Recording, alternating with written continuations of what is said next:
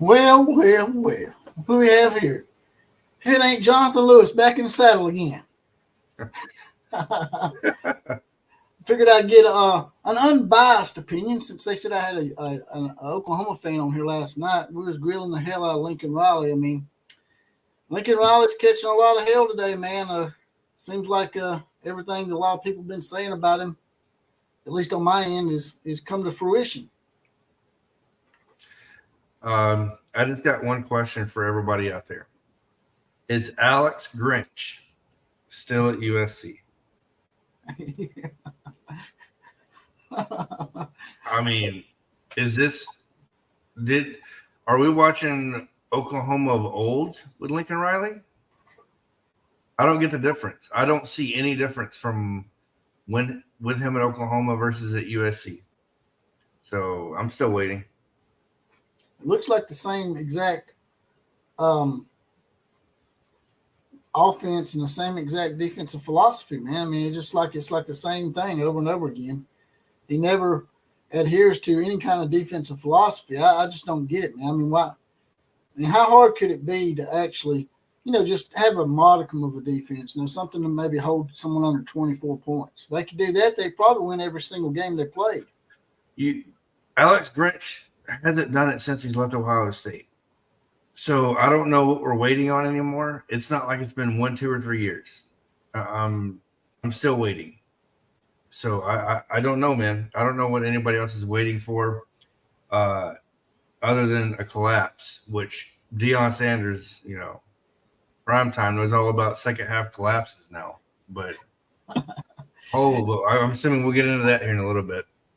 Yeah. Yeah.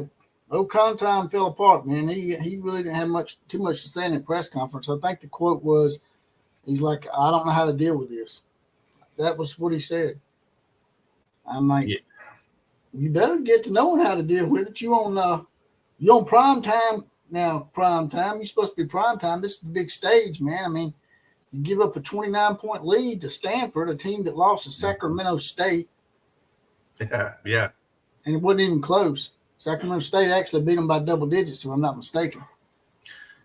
All I know is Travis Hunter, he got smoked. I don't know if it was because he wasn't ready to come back from an injury or what, but all I know is he got burnt. He got burnt all game. So here's the post-game interview with Lincoln. He didn't really give no credit. No, man, to be fair, Lincoln's never done that. Done what? Give credit. Like, that's kind of, I don't know, that's a Lincoln Riley kind of MO. Even at Oklahoma, I don't remember him usually giving out too much credit. I believe he was there when we beat the crap out of him when they had Kyler Murray, and it was the same type of response.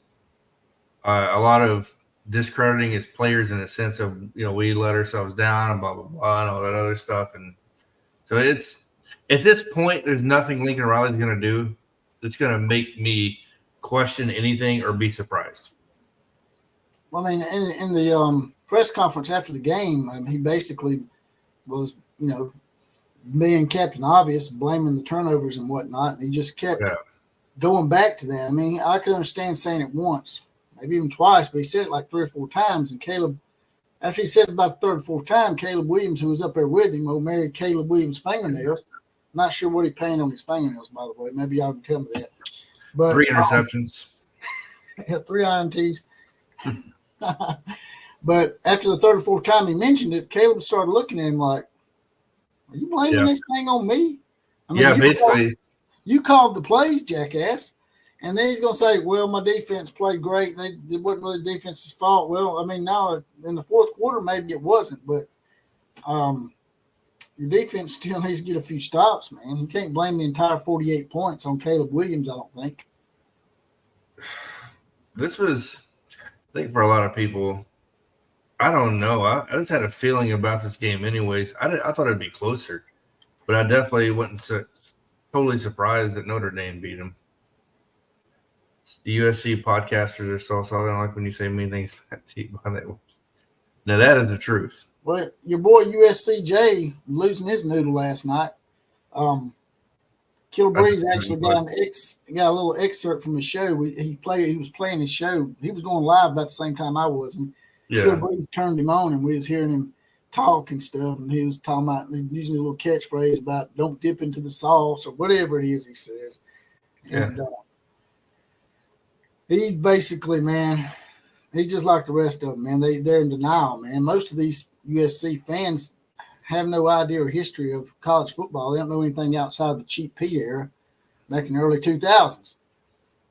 So, well, I mean, to be fair, I'm going to say that I'm not saying USCJ did this, but I'm going to say this. A lot of fans become fans when they have big-time head coaches. I don't remember seeing one Colorado podcaster last year at all. And now all of a sudden they're all over my feed. Same thing with USC a couple of years ago. No, Clay Helton was there, but I don't remember seeing very much of USC anything as far as podcasting goes. Lincoln Riley gets there, and all of a sudden there's everybody podcasting and putting together things. I mean, I guess it's just a thing to do. It was that way with Alabama, to be fair, with Nick Saban. But back then, YouTube really wasn't that big, to be fair, I guess. But yeah. If it had YouTube back then, we'd probably been rich by now. Because that's what basically happened with this channel. I just happened to start talking about Oklahoma's situation when all that shit went down. And it's just a culmination for Oklahoma fans. You got to feel good for them, man, because the way it was handled and the way the media was just bashing them, and Oklahoma's going to become the next Nebraska, like Colin Cowherd said. I mean, they said some of the dumbest shit, man. I couldn't believe they said some of the stuff they said. I mean, these are people that are supposed to know. They're supposed to know, and they don't know. Well, they can't recruit in Oklahoma. I know. They can't recruit at all. Can't recruit. I mean, they've only this is the third year in a row that they've passed USC in recruiting. And now it's led to the Oklahoma passing them in the actual poll now. And the playoff poll comes out this week, and it would not surprise me if Oklahoma was in the top 4 in the playoff poll. Yeah. We got a long ways to go in the season, but I think Oklahoma's going to be pretty far up there, in my opinion. Heath Stokes. Heath Stokes house. Go ahead. You can read it out. Linky boy, love and laugh tonight. We're in the house now. Yeah. Man, I mean, coming from an unbiased observer, I had Killer Breeze on that. He's an Oklahoma guy. Of course, he's going to be slanted. But coming from an unbiased observer, what do you take from this whole situation with Lincoln Riley and USC, and what do you see it going forward? Well, I said I didn't know how the recruiting would go. I thought Lincoln Riley would out-recruit Brent Venables the first couple of years, because you are in Los Angeles, you are in California, which modern day, a really big, a bunch of high schools. You would think Lincoln Riley could close that fence down. You know what I mean? In all honesty, like that's what I would assume. If you're giving me what they gave Lincoln Riley at USC, you think the modicum would be, we are closing this whole state down. We're getting every big recruit out of this state. And I'm not going to have to rely solely on the transfer portal or one single player to bail me out. Right, we're not in year 1 anymore. So I said everybody gets 1 year. But we're in year 2 now. And the way it looks to me, and there's no way to tell this stuff. No one's going to tell me they knew Brent Venables was going to be doing this. No one told, you know what I mean? There's just no way for anybody to know this. But I did say that I thought Brent Venables would be a better long-term solution, because Lincoln Riley played his time out at Oklahoma. We saw he couldn't win the big games. We saw he couldn't win. You know what I mean? He could not bring in the defensive recruits. And this was established over a long period of time, right? This wasn't 1 or 2 years. So, he had his chance. It didn't happen. So I think the best thing to do was what they did in a sense, which was move on, right? I mean, but move on the right way, as in they didn't cry about Lincoln Riley leaving, right? And just go get anybody. They went after their guy, paid their guy what they thought he was worth, and let him bring in the recruits he wanted to bring in. And when I saw him doing that, bringing in Jackson Arnold especially, and there's a couple guys in the back end, the safety I really like. He's not highly rated, but he plays the cheetah, which obviously Brent Venables made pretty well known at Clemson very well. So it's like, okay, he's piecing things together the way he thinks they should be pieced together in the correct format. Whereas you see Lincoln Riley taking Oklahoma, what he's used, and consistently loses big games with, and just brings Alex Grinch and half the staff with him and positions it over here in LA and expects a different result, which is called insanity. Doing the same thing over and over again and expecting a different result, and that's not happening. So what do you know what I mean? Like I said, there's no way to predict this, obviously, who's going to be successful, who's not. But I can tell you that I thought Oklahoma was doing the correct thing, the correct way, whereas USC they did what LA does. They throw money at people. They make it high glamour, social media, almost what Dion's doing at Colorado. But Dion has his back against the wall, so he kind of has to do that. You're in Colorado, not LA. But at the same time, like, bro, like, your defense, what is that at this point? See, Rolano 26 says, "Wait, we didn't know BV." I'm talking about a head coach. Let's be real. You're not going to tell me you knew Brent Venables was going to come in and beat Texas year 2 and everything else. No, I'm sorry. No one's going to tell me that, because otherwise there would be everybody out there recruiting the same people. Well, I did say that, when Brent Venables came in, that, people were already doubting him a little too much. I didn't say he was going to come in. Oh, yeah. What I said was I think that y'all are selling him a little short, because he's a defensive coach, and that's what, Colin Coward's saying, is that if he was a defensive-minded coach, he couldn't come in and recruit, which is horse shit, because Trevor Smart can recruit, Nick Saban can recruit, and the thing about Brent Venables is he already was from that area, so he already had ties to Texas and Oklahoma, and he spent, 8 or 9 years on the East Coast with Clemson, so he developed ties in Florida, Georgia, the Carolinas. He has ties in 2 of the richest recruiting areas in America. So when he come to Oklahoma, I said to myself, I think he's probably going to do better than what people think. He may not beat them in the first year, but he will do better than they think. But he ended up beating them in the first year, so he ended up putting me over there. Yeah, and to go to the recruit, the comment section over here, like, so let's see here, where is it at? So Rhino, which I see on here, I'll take exactly selling him short is what I'm saying. Yeah, and look, I definitely wasn't selling him short. I thought they went out and got the right guy. I just didn't know how quick this would happen, because transfer portal sped everything up. I just didn't take in consideration of how much and how fast it would speed it up, and that's for everybody. Right, including Colorado going from 111 to winning 3 games or 4 games, whatever. This is across the board for anybody. So that leaves no excuse now for a head coach like Lincoln Riley, right? So because if BV doesn't get to doubt, then Lincoln Riley doesn't get to doubt, right? Everybody's on the same playing field at this point with a transfer portal, and it levels a lot of things out. Look at Alabama. I think the transfer portal is a big part of the reason why Alabama isn't dominating college football as much as they were.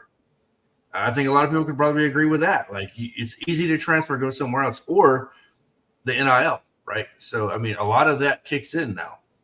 Well, Brent Venables was already coming into a high tumultuous situation, but on top of that, it was really like the first year that the whole immediate transfer portal was in effect.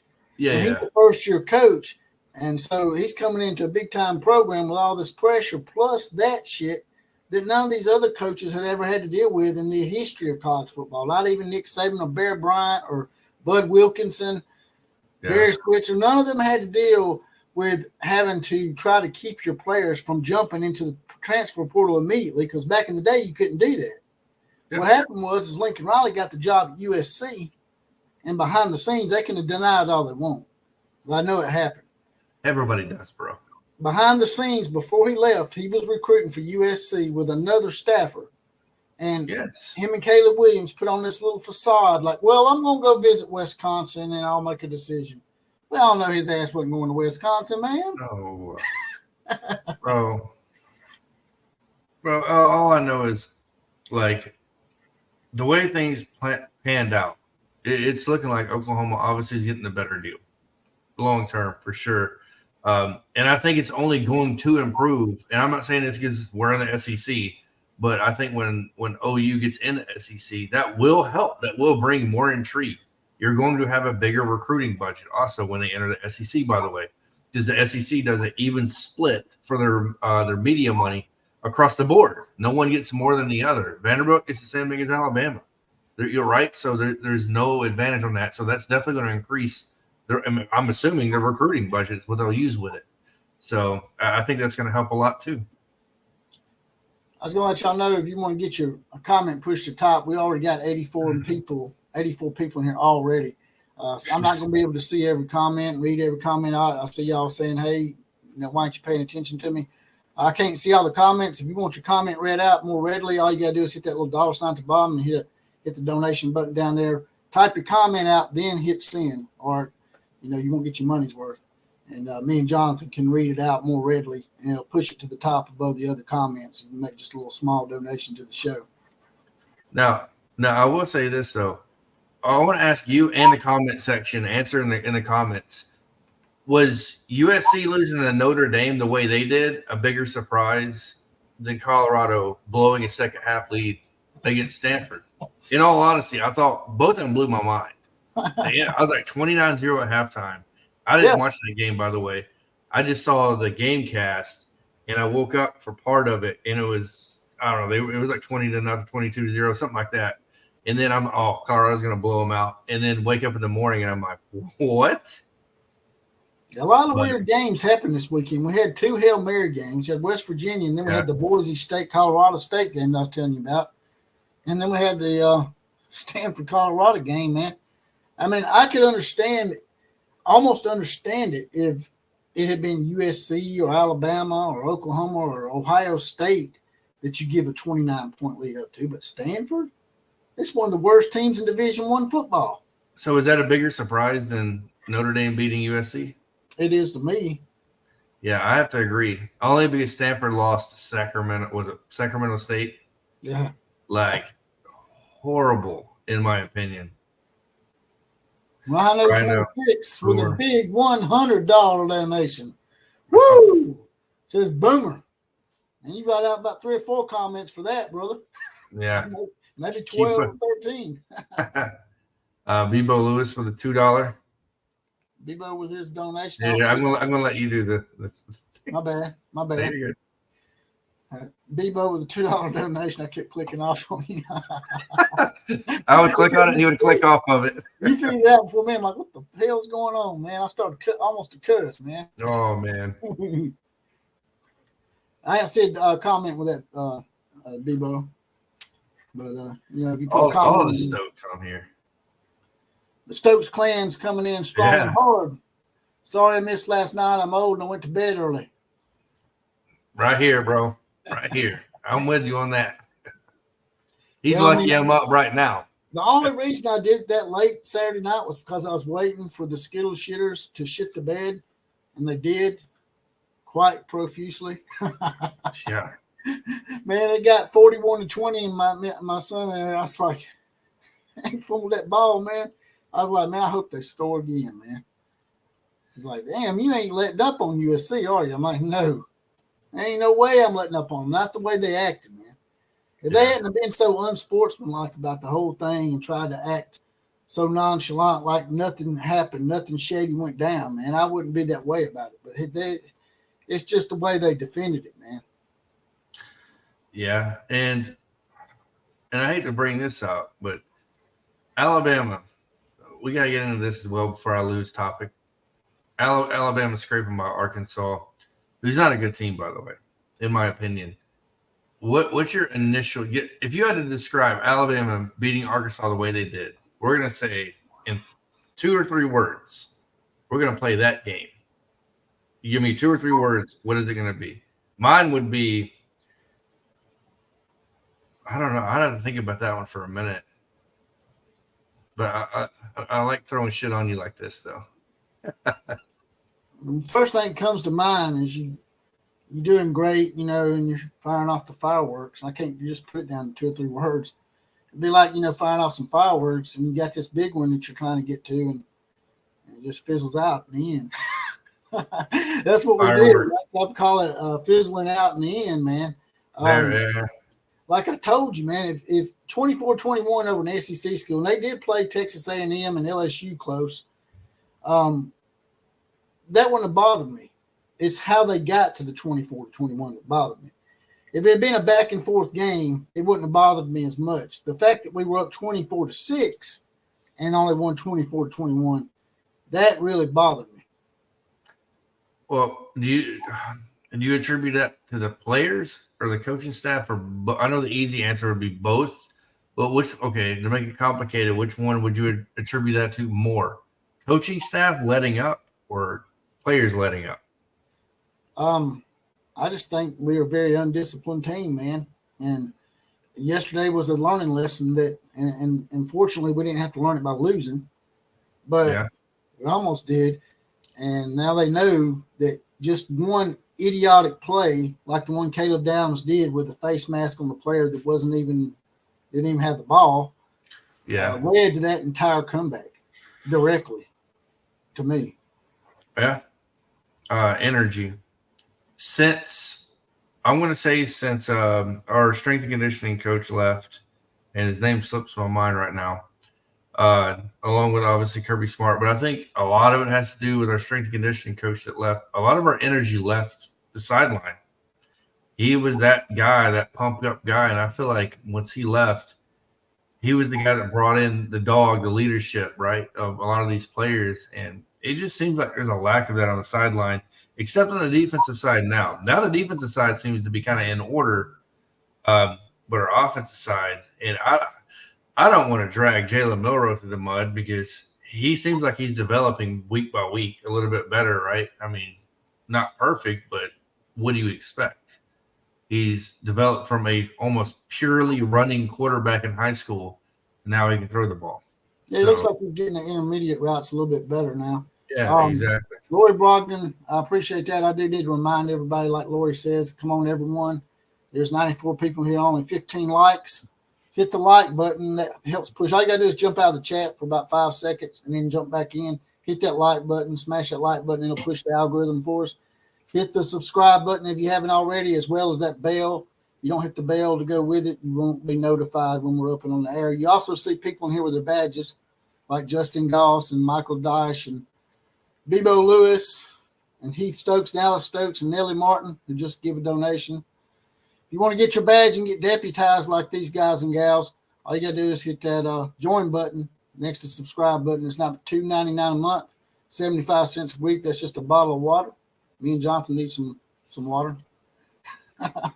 Mountain Dew works. Well, I won't say it, but yeah. You'll get your badge and you'll be deputized and you'll get a random Four Horsemen shout out on the podcast or maybe even here in the live stream. I might do one of those in a little bit. And you'll also possibly be the comment of the day on a future podcast. Nellie Martin makes a $10 donation to the program. Will Texas thrive or dive since the ass whooping? What do you say, Jonathan? What say you? I'm going to say thrive for one reason: strength of schedule. I don't see anybody else really standing in their way except Oklahoma in a conference championship. I mean, what I was banking on West Virginia to some degree, and I don't know. Like, I don't see. It's not a problem of will Texas fall apart. Their wheels would have to completely come off the bus for them to start diving at this point, and I don't see that to that extent happening.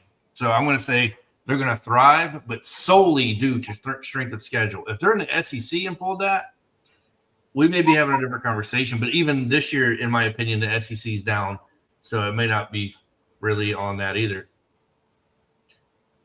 What about you, JPC? Well, I think Texas will probably thrive just because I think this year the Big 12 is outside of Texas and Oklahoma, man. I think it's a little weaker this year than it was last year. Last year, it was a pretty tough conference. Yeah. This year, not so much. It seems like the Pac-12 and their swan song right now seems to be the most balanced conference to me. Yeah. I think the Godfather was trying to answer your question. Maybe you had a question about who else was. Scott Cochran. I couldn't remember his name. It's been so long now. Yes, I do like the tequila. Yeah, that's the one thing he can drink. It's alcoholic. For this alcohol. Yeah. Fred Bagley says USC may lose 3 or 4 more games. That will be a true blessing, just like the one that got Riley out of Norman. Yeah, dude, they got games coming up. For real, Utah, like they got serious people. They got people that can beat them. So it's possible. The first somewhat tough team they play and they lose in spectacular fashion. It's just like you said, I should add to the title, and I'm glad you pointed that out, that Caleb Williams seems to choke on the big stage. You're the one that brought that up. Every year. It never fails. Even against Tulane in the Cotton Bowl.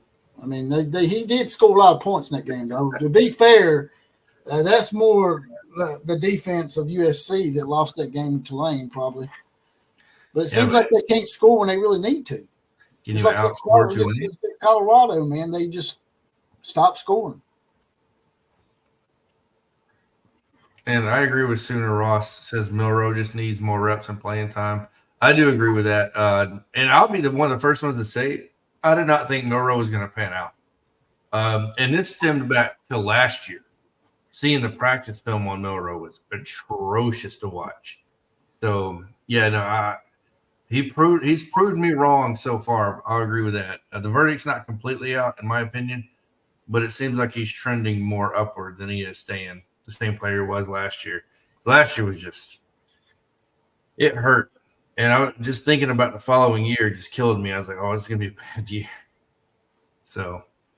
Let me ask you what you think about that comment that Lincoln Riley just makes random interviews too. Have you ever noticed it just come out of the blue with a sporadic interview, and it's always got like a little backhanded comment about Oklahoma involved in it. But dude, he's done that ever since he left Oklahoma. Ever since he got to LA, he's went on so many podcasts and said stuff like he loves the attention. I'll give him that. Yeah, well, he just now made a comment last week about how Mike Leach was his mentor and one of this other guy, and they both passed away at a somewhat early age, in their early 60s, I think. And he attributed that to the stresses of coaching college football. And I think he's trying to do that to set himself up as far as having an out. So like Urban Meyer, whatever, like Urban Meyer did. I think he's ready to get out, man. I think he's feeling the heat, and he wants out, and he's going to use that as his avenue and his excuse. Until he pays off that home. No, they gave him that house, right? They gave him that home in LA. That's so right. never mind on that one. So yeah, he has nothing to lose if he walks away right now because it was guaranteed. I know the house. I know the bonuses were guaranteed as far as the in-place bonuses. But I'll say this. Attributing someone's death to coaching college football is I don't think it's an appropriate statement to make. There's a lot of coaches, just like there's a lot of players. There's a lot of NFL players. And it's kind of like blaming Aaron Hernandez. A lot of people is famous for this. They're like, oh, he killed that man because he had CTE. No. And they want to blame it on football, right? Mm-hmm. That's not what you do. Like, you know what I mean? I'm not going to blame someone. You know what your health is at. You know your body better than anyone. So first of all, let's get past that statement altogether. It's like Nick Saban. People say he's a workaholic and all this stuff. Well, he's still coaching. And you never know when you're going to pass away, right? Mike Leach could have easily quit football, worked at Kroger, was driving to go work at Kroger and get hit by a semi. Well, Mike Leach's problem wasn't stress in college football. It was his eating habits. I don't know if y'all watched him at these barbecues and some of these little shindigs where he was on TV. I mean, he had actually just been on some kind of little interview or live or something where he was just scarfing down the barbecue, man. I'm just like, dude they said he had some pretty nasty habits as far as eating goes. And that's probably what killed Mike Leach was the stuff that he was eating. I mean, I'm sure the combination of a lot of things. Eating, whether he drank, maybe he smoked. I don't know any of that about Mike Leach. You know what I mean? Maybe he had a stressful life outside of college football, including inside of college football. Right. But I don't think there's one thing you're going to point to for a man in his 60s to say that's why he passed away. You know what I mean? That's why I say it's an unfair statement to make. Yeah. Because we all go through stresses throughout our life at different points with different things. Right. Exactly. So, but you're right. It could be an easy out for him. It seems like a Bush League move to me. Like you said, I was like, man, you really going to use that? Joe Paterno. Yeah, How old was he? Yeah, Bobby Bowden. Bobby Bowden. Holy crap. Eddie Robinson. Eddie Robbins. Yeah, that's what I'm saying. Like, these dudes were old coaching. So, like, yeah. I don't want to hear about any of that, man. All right, he's the boyfriend of Lisa's girl with someone else, but he can't stop trying. Oh, he's a stalker, bro. He's like the one that leaves but stalks. That's actually really funny. Oh, man. I mean, it was just so random. About 3 weeks ago, man, after interviewing him, and he says, oh, by the way, I left Oklahoma. When I left Oklahoma, I feared for my life. And feared for your life? Why? He said that people were threatening him and threatening his kids. And the Norman police said there was no police reports that validated that whatsoever. As a matter of fact, he's got like a 16-foot wall around his house, and there was cars patrolling that area. Dude, that man is not worried for his life. Name me a college football head coach that was stalked down by a fan and assassinated. Exactly. I'm not saying it can't ever happen, but all I'm saying is the chances are pretty damn low, bro. But we did supposedly throw a brick through Bill Curry's window here at Alabama. Oh, yeah. That wouldn't surprise me. that was a little fishy, though. Some people think maybe Bill had somebody do that. Yeah. Would Urban Meyer make USC a juggernaut like Saban did Bama? Anybody that hires Urban Meyer would be stupid to me. He would be. He would make them. He would do a better job than Lincoln Riley. I'm telling you that right now. He probably would. It's just that, in 3 or 4 years, your team would be in the jailhouse probably.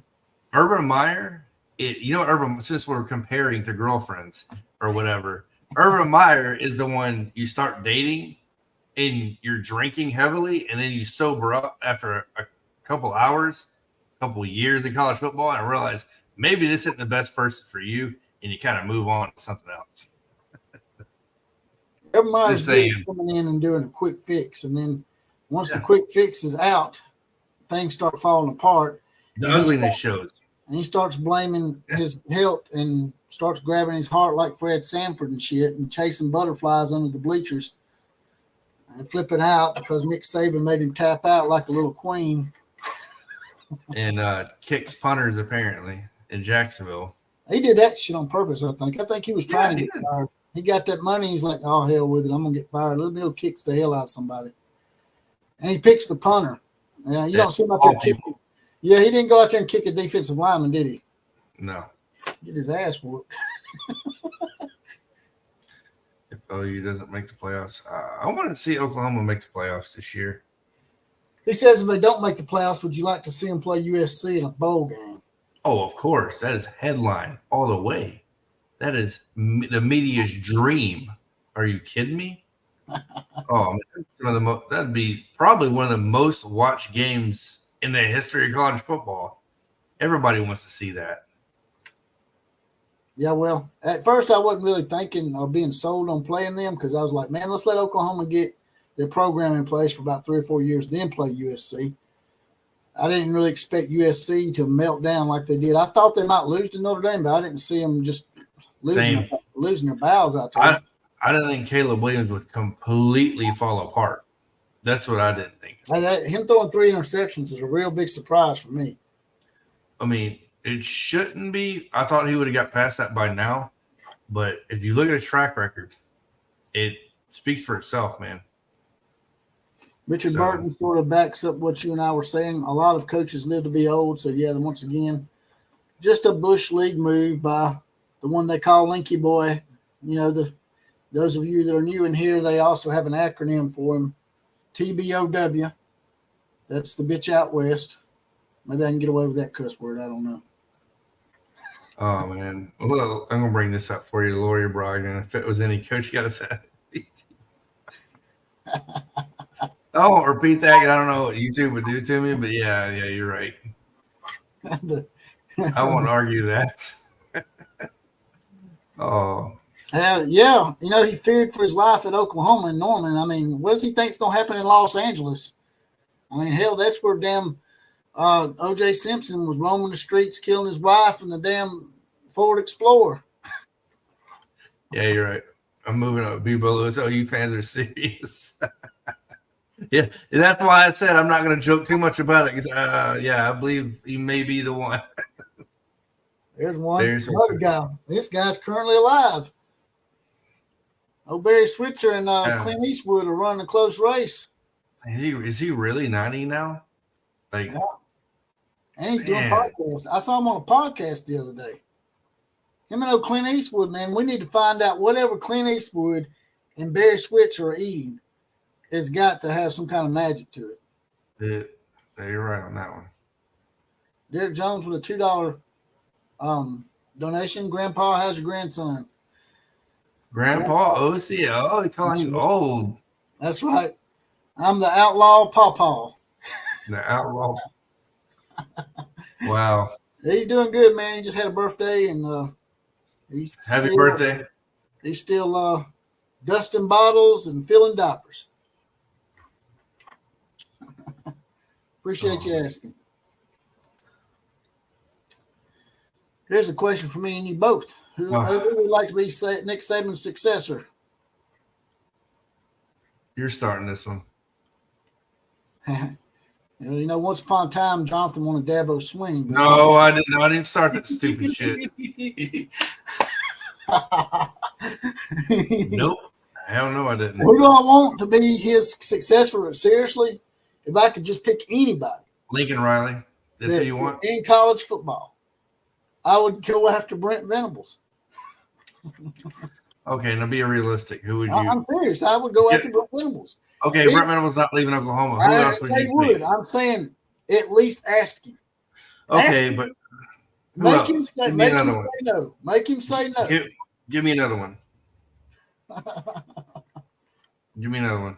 I just gave you mine, man. It's your turn. All right. Well, we'll read off. Obviously, somebody donated, so we're reading that first, then I'll give you my answer.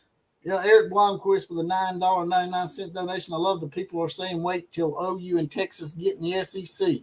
Wait till the SEC teams have to replace their schedule with OU and Texas in a year for the bottom dwellers in the SEC. It's definitely a down year for the SEC, but it's a down year for the Big 12, too. Yeah, the SEC is not going to be like this every year. It would have been a good year for y'all to come in this year. Yeah, exactly. Next year, LSU is going to look a whole hell of a lot better. Georgia's going to look a whole hell of a lot better. It would have been really interesting to see had Oklahoma and Georgia played that game.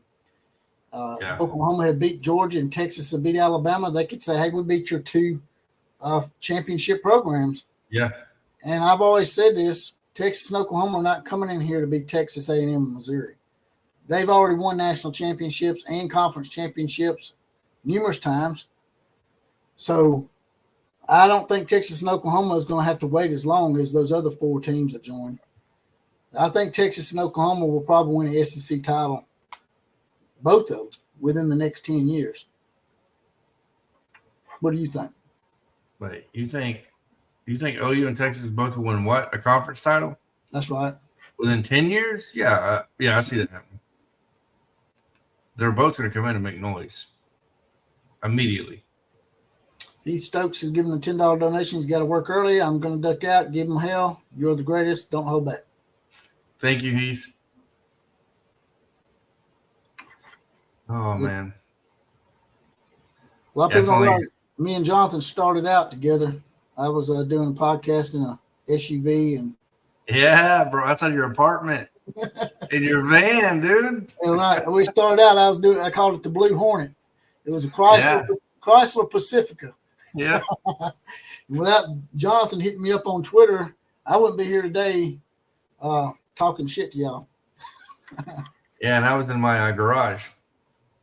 So y'all can thank Jonathan for creating the monster. So it's all his fault. All right, so I'm going to go back to that question. Where's it at? Asking me who I thought would. Where's that? No, that's not it. Either way, I'll just answer the question. As far as replacing Nick Saban, I think my top pick would probably be Mario Cristobal. Think Mario Cristobal, or I'll say if you want a serious Mario Cristobal. If you want a serious guy that I think we could get, Yeah, serious. it would first I would seriously make Brent Venables say no, and then I would too. I would too. Then I would go and I would talk to Dan Lanning out at Oregon. Yeah, and that was going to be my number 2 was Dan Lanning for sure, because I don't think Mario is going to leave Miami for Alabama because he played there, grew up there. Like, dude, if there was somebody that was Miami, kind of like Kirby Smart is Georgia, it's Mario Cristobal. Yeah. So I don't think he would leave. Dan Lanning was actually on the staff here at Alabama. He's been in the South for most of his career, if I'm not mistaken. So coming back to the South would be it'd be a nice fit for Dan Lanning. Yeah, and it's realistic to leave Oregon for Alabama. It's no disrespect to Oregon, but I'm just saying it would be realistic. I saw it as a lateral move, Mario leaving Oregon to go to Miami, because Miami has been notorious for not putting up the money. And I think he only done it, like you said, because of the family stuff. That's why he went to Miami. Yes. You're right. It would be a lateral move football-wise, but he can recruit Miami better probably than anybody. He was raised there. He knows all of Florida top to bottom. He knows all the high school coaches for the most part. So I believe that he would gain a huge advantage in that aspect, which is why I think Alabama would have to make him say no as well, kind of like Brent Venables, because Alabama recruits Florida really well now. You can only imagine Mario Cristobal. Good Lord. Eric Blomquist says that his point was that OU and Texas are replacing Vanderbilt on your schedule. But you got to realize that you are going to play Vanderbilt some years. Yeah, so actually, you won't be replacing Vanderbilt. When it's our turn to play Vanderbilt, we're going to play Vanderbilt. Just like Texas plays Vanderbilt in their first year. I think Texas got a lot easier schedule than Oklahoma did coming into the SEC, by the way. Michael Dice for the $5 donation. I talked to a young gal who worked as a bartender at a private party at Switcher's home. She said old Barry still had some solid moves. Yeah, I bet. Well, ask her what he eats, because I want to make sure I eat whatever he's eating so I can live to be 90 years old. All right, so I'm gonna bring up a comment real quick. All right. Because I bring up this coach every single time. The only reason I'm saying I am one of Whittingham's biggest fans, what he's at Utah and everything else. The only reason I'm saying no to Alabama is because that man is Utah. He's not. He could have already left Utah. By the way, he's interviewed. Actually, I lied. He's turned down about 90% of the interviews because every time a big job opens up, usually Whittingham's on that list. And what does everyone every time say? He denies the interview. I get it. It's Alabama, but I don't know if Kyle Whittingham would even be a fit at Alabama. Well, I also heard that Whittingham's fixing to retire. And that's what I'm saying. Like, they're in different stages, right? So I believe Alabama's going to go after someone younger. I definitely wouldn't mind at least asking him. Just like, Mark's probably thinking, well, at least make him say no, right? Just like Brent Venables. Yeah. Yeah. And on the basketball side of things, to compare this, what you're talking about, to support your point here, it's like Mark Few at Gonzaga. Mark Few's been at Gonzaga forever, and they weren't really a household name until him. And he's been offered numerous opportunities to leave Gonzaga, and he just won't do it.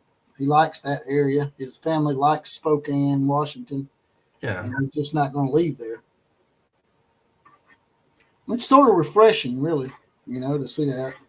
Yeah, and Alabama requires a certain type of coach, in all honesty. I didn't know if Saban would be a fit at Alabama. So, I mean. Eric Blomquist says Brent would laugh at the offer. I doubt he would laugh. I don't think that would happen. But, they said that, that I hate to talk smack in here, but they said Lincoln Riley wasn't going to leave for LSU or anywhere, and he ended up leaving. So I think if Brent Venables did leave, I don't think he would leave like Tebow did. I don't think no. I don't think he would do like Lincoln Riley. He would leave with a little bit of grace if he did leave and go somewhere else. But yeah, and it depends on what people want to accomplish in their career too. Brent Venables, I'm not saying this is what he's going to do, but a lot of coaches like to win a national championship and leave to another program to try to rebuild that program. Maybe Brent Venables gets to Oklahoma, wins the national championship, and hey, I want to go rebuild this program. You never know what these coaches have in mind, what they're thinking. Really, just how many times, let's be real for a minute, if anyone sits there and believes that these coaches are being 100% honest with you through the media, come on now. Their coaches are probably, or their wives are making probably 80% of their decisions. we probably all know that. Well, according to Nick Saban, Miss Terry makes a lot of decisions for him. That's what I'm saying. Yeah, I think it's that way with a lot more coaches than they admit. I'm not saying that Venables is not a man of integrity. I'm just saying that he might leave. If he left, that wouldn't be somebody with no integrity. That would be somebody that just wants to better himself. I'm just saying that, he wouldn't leave like Lincoln Riley did. He would leave Oklahoma the way you should. He would talk to his players. He wouldn't have to have Bob Stoops hold his hand and tell him to talk to the players. That's what happened. Lincoln Riley was going to try to just leave in the middle of the night, and Bob Stoops, from what I understand, told him, hey, you need to at least tell these guys bye. Yeah.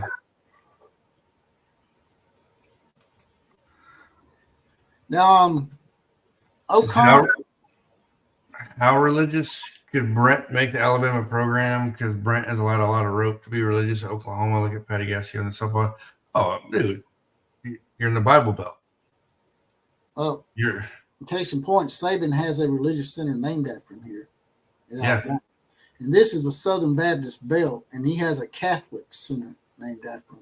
They allowed him to create a Catholic center in the Southern Bible Belt down here. Yeah, so, I think there'd be a lot of rope too there. I'm not saying he's going there, but yeah, I don't think that would be an issue. He was raised Catholic. Yeah, Nick Saban was raised Catholic, and they named the Catholic Center, or had one built, and named it after him. Now, I just want to go back to con time for a second, old prime time. Oh, here we go. He's now 4-3 now. He's lost, last 3 out of 4 games?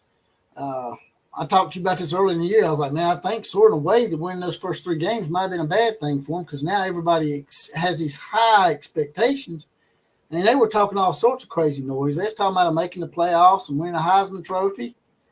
And I'm like, people come in and say, well, you're being a little hard on him. We went 4-3 with a team that was 1-12 last year. Well, I'm not saying he didn't. I'm saying that what I'm giving y'all a hard time about is how y'all acted after they went 3-0. Y'all acted like they were going to win the national championship and win the Heisman Trophy. And you just see that they really hadn't played a decent team yet. And when they finally started running into decent teams, even USC to some degree, they started losing. And the real good team they played, they got housed. I mean, they look like a homecoming opponent for Oregon. And then they play Stanford and give up a 29-point lead to a horrible Stanford team, and should have lost to Arizona State and Colorado State. It's bound to happen. Now, he might lose out because Arizona's looking better. Arizona beat Washington State 44-6. Yeah. I thought Washington State was a good team. Yeah, same, actually. Well, I thought they were decent for sure. They didn't play anybody leading up to that game, anybody real good, but I thought they were for sure, I'd say, a good team. Yeah. I like what Matt Bingham said at the bottom. Looks like USC are the true con artist. Yeah, anytime you want to just hit one of them comments and bring it up, you can. You know what you're doing. Yeah, I got you. You know what you're doing. Now that the master's back in the helm over here. That's right. Oh, man. Yeah, you're right on. I give you that Mike Gumby to oh, my gosh. Hey. No, I think it's going to happen. Everybody keeps saying that Mike Gundy's going to leave Oklahoma State now because he used Tennessee to get a bigger contract out of Oklahoma State. Tennessee didn't really want Mike Gundy. Just to let y'all know. I know for some reason there's this weirdness about the state of Oklahoma. They actually, a lot of them support Okie Pokey State. And unlike here in the state of Alabama where, we just despise Auburn.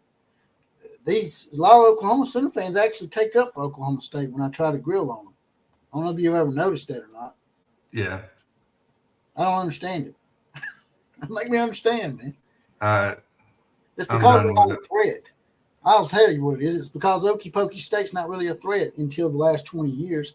Before that, if you know the history of it, man, Oklahoma's like 91-19 on them. Yeah. That's not a real rivalry. That's a charity case. It's like saying Alabama and Vanderbilt's a rivalry. You know, Alabama, Mississippi State. And some people try to make that. So, yeah, I can't agree with you on here. It's good for views, but Bama will leave us up as a moot point. Bama fans just need to worry about it. Actually, it was a comment from an Oklahoma fan that brought that up, by the way. Just wanted to point that out. So, it was your own people. Yeah, I'm not saying that he's coming to Alabama. No. All I'm saying is it doesn't hurt to ask. Make him say no. Marvin, I'm just so glad. I brought this comment up. I'm just so glad Dillon Gabriel's coming around. Dude, I've been preaching it for so long since he's been at UCF. Dillon Gabriel is the right guy. He was already with Jeff Lebby. Dillon Gabriel is – I don't know why people overlook this dude. How many podcasts do I got to get on and say, stop overlooking him? I'm on 2 years now in a row. That's right. Of like, seriously, I keep preaching this, man. Dillon Gabriel – when I saw fans wanting Jackson Arnold to start the season, I'm like, you guys are literally crazy at this point to overlook Dillon Gabriel. So, if y'all don't mind, we got 127 people in here now. If you don't mind, jump out of the chat real quick and smash that like button and push the video in the algorithm there. And if you hadn't subscribed already, subscribe to the channel as well as hitting that bell for the notification and whatnot. Also, if you want to get your comment pushed to the top so we can read it because we can't get to everybody's comments, there's a little donation button at the bottom, a little dollar sign. Hit that. Write your comment out and send it, and it will highlight your comment, and me and Jonathan will read it out. Oh, where's this at? Oh. They're trying to stir stuff up tonight. We were missing the key point. Now I think, what if Clemson coach leaves anytime soon? Would BV want to go to his old stomping grounds? You are wanting to start a fight here at this point. Oh my God, bro. Now, granted, he would not go back to Clemson. He did raise his children there. I mean, a lot of Oklahoma fans come in here with me. They hit me with this point. They're like, well, you know what? BB's kids were born in Norman. I'm like, yeah, but they were raised in Clemson. So if that's the case, maybe he is going to go back to Clemson when they fire Dabo's ass because Dabo won't come around to the transfer portal NIL. He's going to have to adapt with the times, and that's why me and Jonathan don't want him because he's a bit of a hypocrite sometimes. Yeah, in my opinion. But back to Dillon Gabriel, we said this in the title. We hadn't really touched on it like we should have. What do you think about Dillon Gabriel for Heisman? Dude, how many times do I got to say it? It's the very beginning of the year. They were asking you about how you feel about Dillon Gabriel as being the starting quarterback. I'm saying, what about for Heisman? Dude, I've said it. I thought he was going to be at least a top 5 contender this year. Dillon Gabriel and Jeff Lebby go well together. They fit each other perfect. Now, I mean, you got to understand something.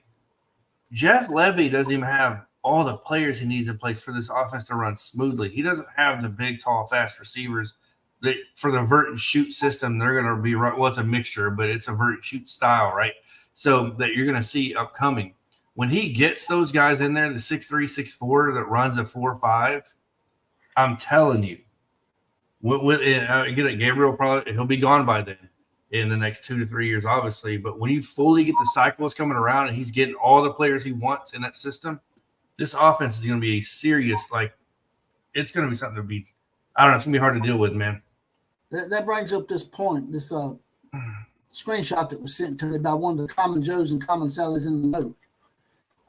Dillon Gabriel winning OU's 8th Heisman and 8th national championship while wearing the number 8 is going to hit different. That's wild. I never thought about that. Isn't that some wild stats right there? He wears number 8, and he'd be Oklahoma's 8th Heisman, and it would be, if they won the national title, be their 8th national title. The stars may be lining up. A guy by the name of Bob Stoops won his national championship in his second year with Oklahoma. Yeah. Big Saban 3. Dillon Gabriel. Damn, so they got. I didn't know Oklahoma had 7 Heisman winners. Got a lot. Well, in my opinion, that's a lot. Yeah, he might not go to Clemson. He might not go to Alabama. I wouldn't really. He's not. I wouldn't really call it stupid though. I mean, a lot of people thought it was stupid that Lincoln Riley was even hired in the first place. Why did y'all hire Lincoln Riley in the first place, man? I mean, I never understood that in the first place. I mean, Bob Stoops stepped down at a weird time of the year. I never understood that. Usually people step down at that time of the year when either there's something shady going on or they've been fired. So I don't know, which is it? Was there something shady going on with Bob Stoops when he stepped down? Is that why he was pushed out? I don't know.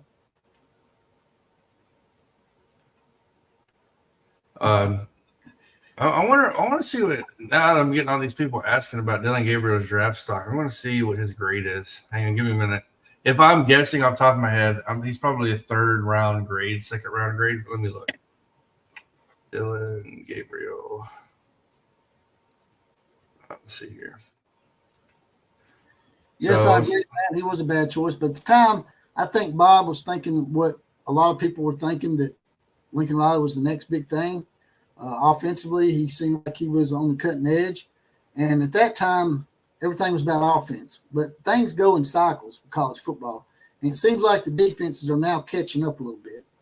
And now Riley's not in vogue as much as he once was. They was afraid that some big-name programs were going to come in and get Riley. And so Bob supposedly went ahead and stepped down. Don't know if I buy that or not, though. I'll be honest with you. I'm not trying to piss you off. It just seemed like an odd move to step down right after a spring game or whenever it was. It was a time of the year that college football coaches don't usually step down. Yeah. So if I remember correct, I believe Dillon Gabriel is a senior. I believe this would be his last year. Maybe he can, I don't know, a red shirt for when COVID. I don't know. Or is he a redshirt? He may be already a redshirt senior. Let's see here. Now, I could see that, Matt. If Bob Stoops if he had a health scare of some sort, something happened that, maybe scared him a little bit, to step down like that. My only question to that is why did he, Oklahoma people told me he'd never coach football again, but yet he's a head coach in the XFL, right? Is it the XFL or the USFL? It's one of them. So if he wasn't going to coach football again, then why is he coaching football again? That's my only question about that. I like Bob Stoops. I like him a lot. He's he can talk that smack too. He used to prod the hell out of the SEC, boy. And he could back it up. He beat Alabama, beat Auburn. I think was he the coach when they beat Auburn in that Sugar Bowl? I can't remember. Who's that? Bob Stoops. Who was the coach? Was it Lincoln Riley or Bob Stoops when they beat Auburn in that bowl game? Let's see. I can't remember off the top of my head. I'm trying to find Dillon Gabriel. And they are not – I guess it is early for a mock draft, but I'm trying to see where they're placing him. I'm going to get you guys an answer on this because I don't know. Lloyd Brogdon says DJ is not coming back next year. Yeah, he's a redshirt senior, I believe. Yeah, well, here's the thing. The people that don't have a lot of gratitude for Dillon, let me ask you this. How well do you think Oklahoma would have done last year without Dillon Gabriel? Oh, my God. They were really hurting for a quarterback. Bad. And if he hadn't been here, 6 and 7 would have been the least he worries. Y'all probably would have been about 3 and 9 had it not been for Dillon Gabriel. There's not a lot on him. So a lot of it says he's emerging as like an early round quarterback now. Because you got to understand, this is a deep draft class for quarterbacks, right? You're going to have Caleb Williams. You're going to have Michael Penix. You're going to have a Drake May. This is a super deep draft class. Van Dyke, you got so many in this one that, you could be a really good quarterback and still slide into the 4th round. So, yeah. I understand the XFL is on 3 months long, but so is college football. But, you don't have to recruit the XFL, but you do have to draft. It's the same thing. They both had the same pressures to me. I think it's just apples and oranges, really. I mean, they both have pressures. Both any professional sports league or any league, any kind of sports league, even high school has pressures. Trevor Knight was the Sugar Bowl was Trevor Knight. I remember him, man. That scarred me for like weeks. Still see that dude running. Michael Parks, I guess, is alluding to the fact that Bob Stoops is a big-time Catholic and Notre Dame was one of his wish list schools at one time. If Bob Stoops would come out of retirement, would he go to Notre Dame? I don't know. No. Maybe he'll be at Alabama. Maybe we'll take Bob Stoops off. Oh, my gosh. Here we go. I try not to smile. You get me smiling, man. You got to let me troll him a little bit. Yeah, no.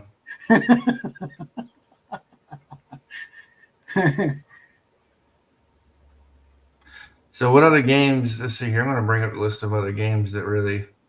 Okay, look. I think it's time to declare this. Georgia struggled with Vanderbilt. Yeah, they did. It would not surprise me. Just like with Stanford over Colorado, like I said last week, would not surprise me if Florida beats Georgia. They beat Tennessee. So if they can beat Tennessee, they can beat Georgia. In my opinion. I don't know about that, but yeah.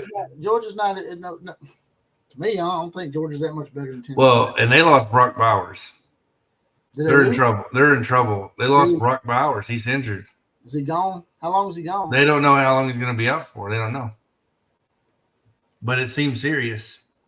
They were talking like it was a serious injury. So if anybody in the comment section knows how long Bowers is going to be out, that has a legit source, let us know. Everything I read was what I seen, which is always predictions, was a couple weeks.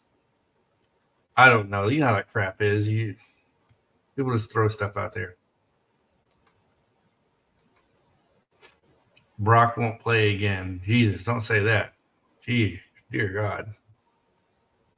God, I wish. Here's a great comment.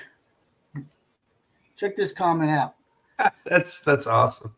God, I wish the Notre Dame band would have struck up a couple of bars of Boomer Center towards the end of a beautiful game.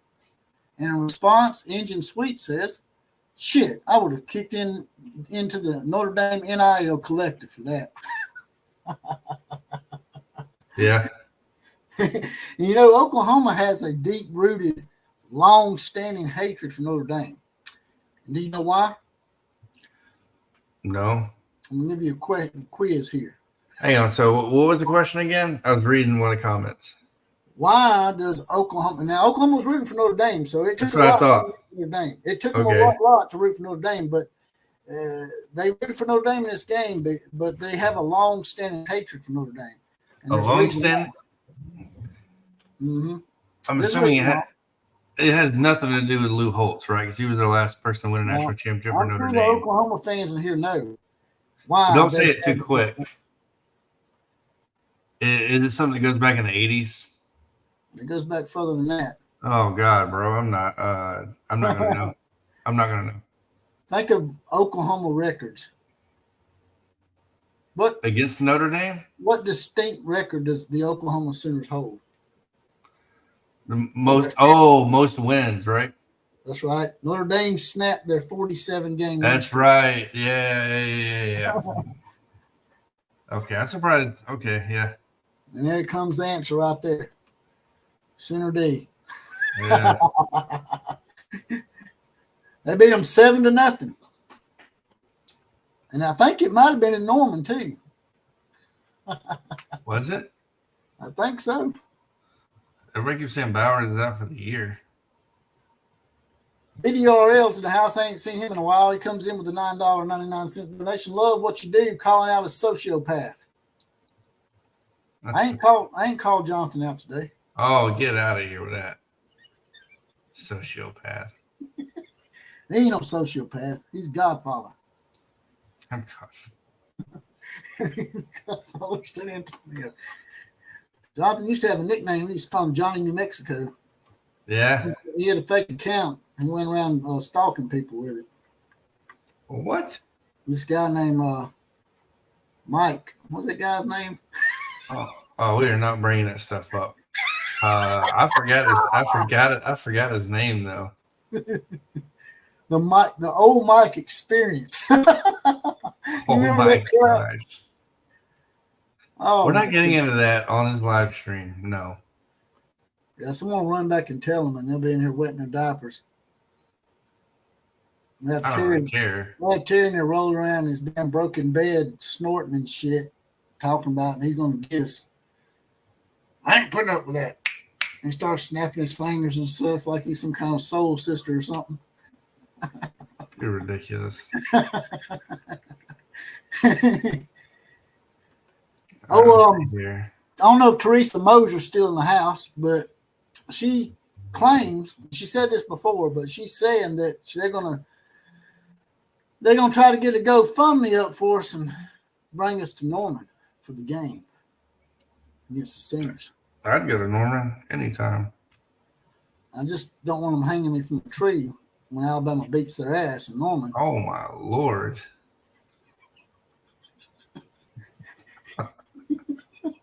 I mean, it may happen. Oh, in all seriousness, okay. Since we're saying that, let's ask this question: Will Jalen Milroe be the quarterback at Alabama next year, even if he comes back? I don't know. You got who's it, Julian Sayin coming in? Julian Sayin. You still got Ty Simpson. You got some dogs back there waiting. Mr. Dilly Gaff. I don't know what your name is, bro. That's an abbreviation or something. They also stole our Play Like a Champion Today sign. We had it for years before they did. Well, that's what happened, see? Notre Dame came down there and took your streak, and they saw you sign. They took that shit, too. He's taking everything. They just took your shit, man. Notre Dame just took their shit, and that's why they have a disdain for Notre Dame to this day. Until this past week, when they beat the Skittle Shooters down. That being USC. For the new people in here that don't know who the Skittle Shooters are, it's USC and their transgender volleyball tournament fans out there. They'll have plenty of time to go to transgender volleyball tournaments now. Their fans don't show up to games anyway, even when they. Do you want to tell them the story of the volleyball?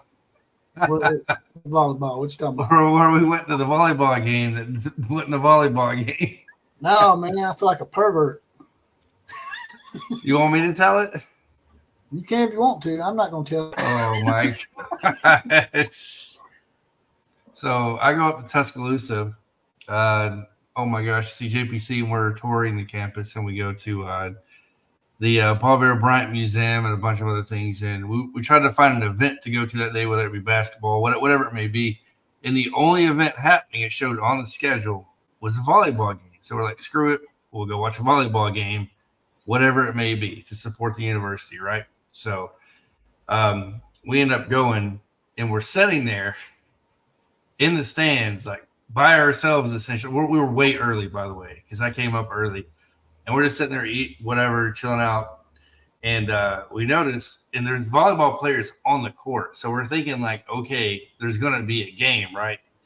No, they were at practice, and the sign for the game was for the previous week. So you had two guys in the stands.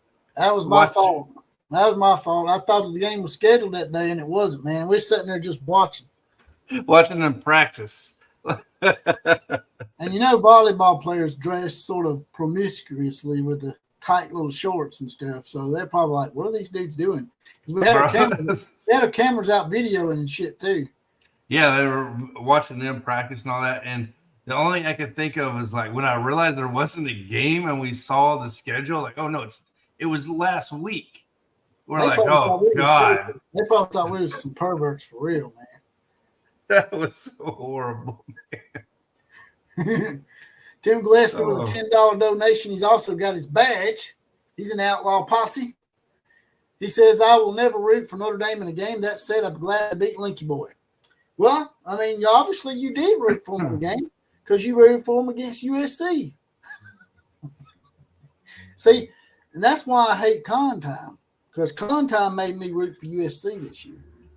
That's how much disdain I have for his jackass, man. I can't stand that jackass, man. I can't stand it. Trucking John with a $4.99 donation. Lincoln Riley's headed to Alabama, so Nick Saban can probably teach him how to have a defense. No, I think Lincoln Riley's the offense coordinator. Yeah, I'll take him as offense coordinator. But, hey, the Saban car wash has saved a lot of careers. That's Sarkisian. It didn't develop too, though. It definitely did not work out with I won't say it didn't work out. Who? With really? Golding? He wasn't a Saban car wash. He didn't. He wasn't. No, I know. But who was the other one? Former head coaches come to the Saban car wash and they come back out looking better. I know. I know. Well, I mean, he was what was his? Oh my gosh. He was defense coordinator at UTSA. No, I know. I'm talking about our offensive coordinator. I am on one today. You talking about Tommy Reeves? No. Who you replaced? Why am I not getting the name is not there? I am off my stuff today. Oh, I know you're talking about. You're talking about the guy for New England.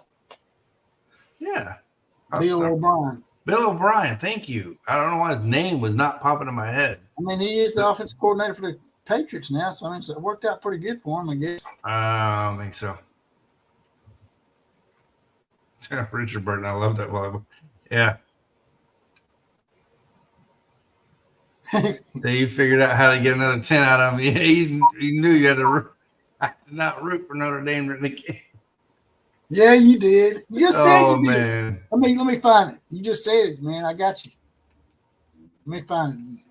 Mark Visual, Jeremy Pruitt. No, not Jeremy Pruitt. I was referring to the offense coordinator.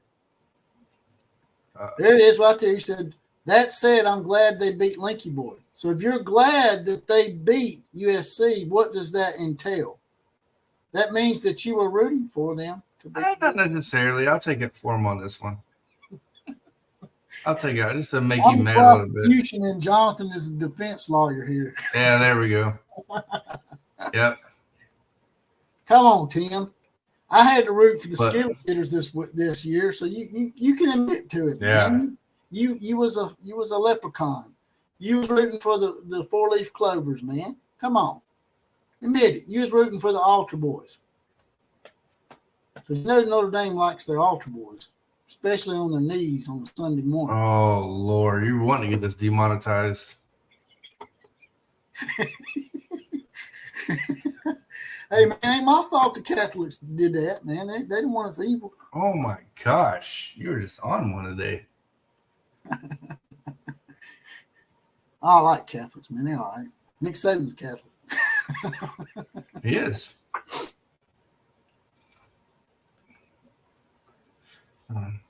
What happened to Mike Stoops? I don't know where that one came from. Mike Stoops? No, is he an analyst here or something? Because I'm not sure about that. What about speaking of Stoops? Maybe Mark Stoops from Kentucky. Seems like Mark Stoops is he's becoming Tommy Bowden or some shit. He's gonna turn Kentucky into the new Clemsoning. It's now called the Kentuckian. Who cares? No. See, here's this Kentucky. He's doing just fine at Kentucky. No one's going to turn that school into a national championship school. He's doing as good a job as anybody. I don't expect him to, but he don't need to go 5-0 and 6-0 and then finish the game year 7-5 every year. If they go to a bowl game every year, he need to at least win 9 games. Dude, if you start 5-0, man, you should at least finish with 8 wins. No. Yeah. Look, we know 4 of those wins are against cupcakes. So, come on. Over under is USC lose 2.5. Over under. They lose 2.5 games. Who? Is asking me that? Yeah, USC. USC. No, they're losing more than 2 games. For sure. So you saying they're going to lose 3 games? I'm saying they may lose. Yeah. Don't they still have to play Oregon? Yeah, they got play. Well, they got Utah. They got Utah. Yeah. Oregon State. No, they got Oregon State. They don't. No, they dropped them for Oregon. Okay. Who else? They didn't do much Did favors. they, Washington? Did they play Washington? Yep, they got Washington. Did they play Washington State? No, they don't have Washington State. Washington State. They have Utah, California. They beat California, Washington, and Oregon, and then they play UCLA. They're losing 3 games for sure. Yeah, I think they might lose 4. I'll give them 3. So I think they finished the year 9-3. But either way, once again, they're not in the playoffs. Once again, they're finishing behind Oklahoma in recruiting. Likely they go to a bowl game and lose that shit to Tulane in a rematch in the Cotton Bowl, because we know they like being second place in the Cotton Bowl.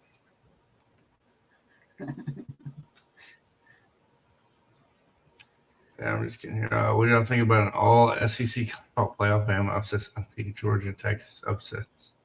I'm assuming conference championships. The others conference knock each other out. That could happen. But I will say this, man, a lot of Oklahoma and Texas fans are already like SEC. They're doing it right. Well, you know, at the Cotton Bowl, Sankey was there, but the Big 12 commissioner wasn't. Yeah. He didn't show up. Which was awkward. Yeah, that was weird. I mean, here's your two teams that probably have the best chance of getting in the playoff this year, and you're not going to show up just because they're leaving the conference. Sounds a little pity. Let's see here. Yeah, that's what I was saying, Mark. 3 games plus the bowl loss, that's 4 losses. I'd end up 8-5. I'll give you 9-4. Now, I will say this. When they was playing Notre Dame, there at the end, when it was 31-20, I started getting worried because they looked like they was making a comeback, and Notre Dame was sputtering a little bit. And they were just teetering like Alabama did against Arkansas. I don't understand that shit. We go out there and put up 21 points on them in the first half and then just drop 3 in the second half. Yeah.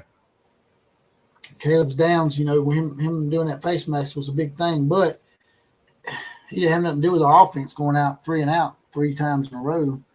Yeah, exactly.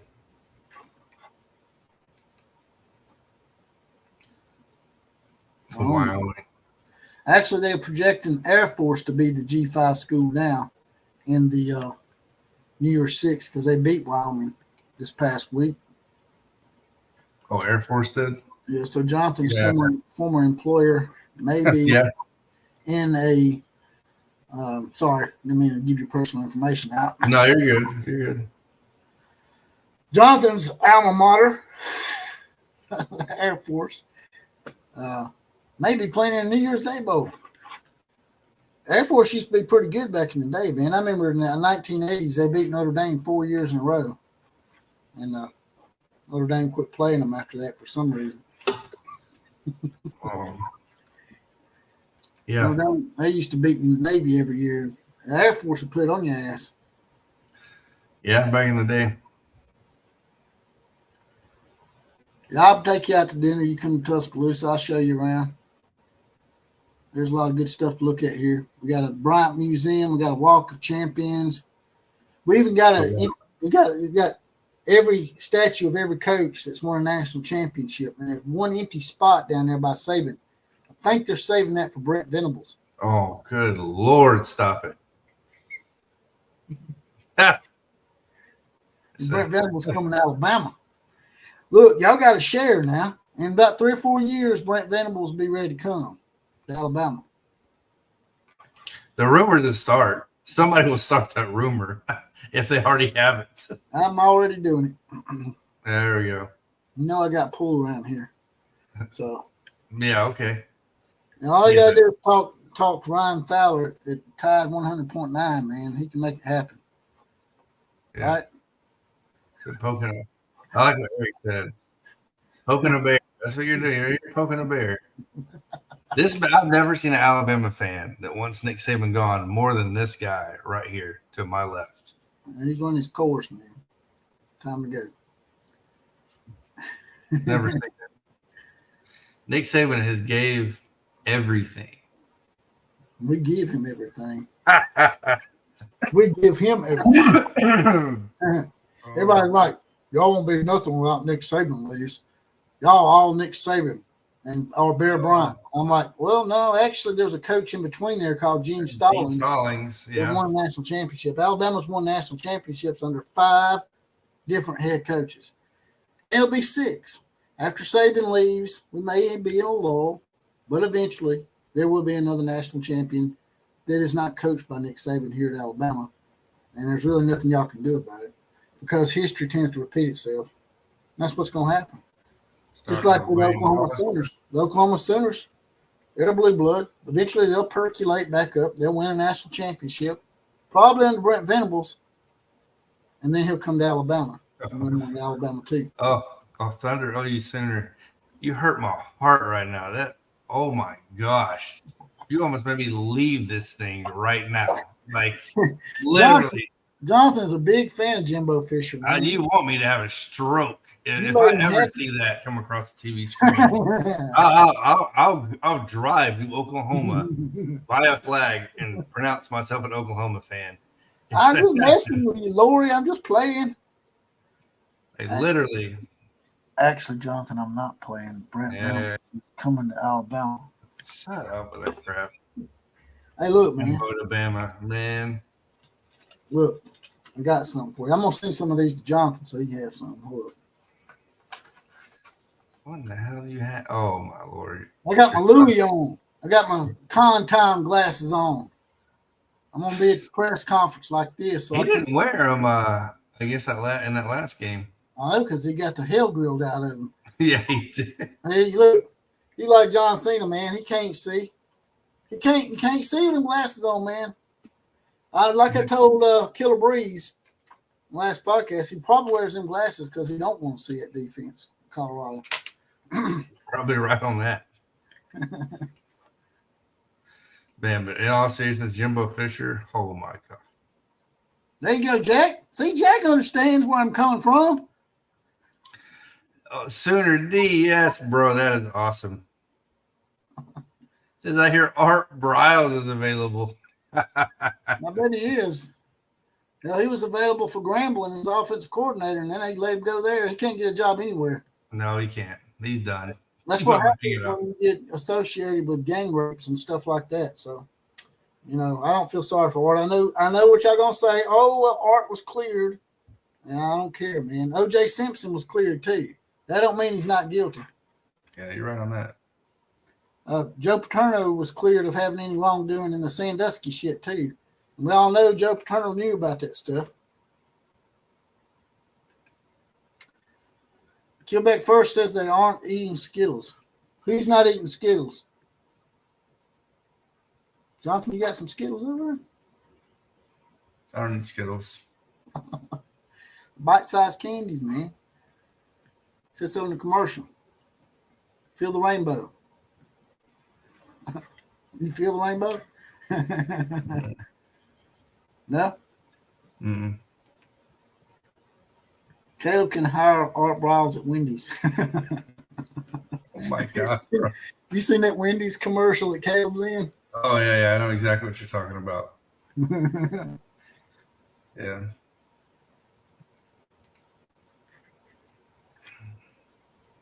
He thinks BV will be there 20 years and we'll go over Saban the national championship. All right, let's win one first before we start fantasizing here. They said that about somebody else. I think it was Dabo Swinney. I think they said Dabo Swinney was going to catch Saban. Yep. They said it. And he's just suddenly put the brakes on as far as national politics. You don't hear him in the media at all anymore. He can't even win the ACC. So, yeah.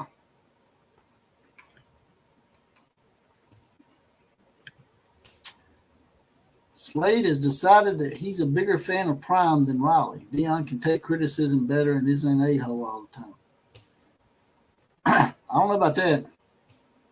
Dillon seems to get a little testy. He's in there telling that reporter that was making unfavorable comments about him before a game that he had receipts for her. I remember you. I got receipts. Oh, Ken Sterling wants to stir it up too.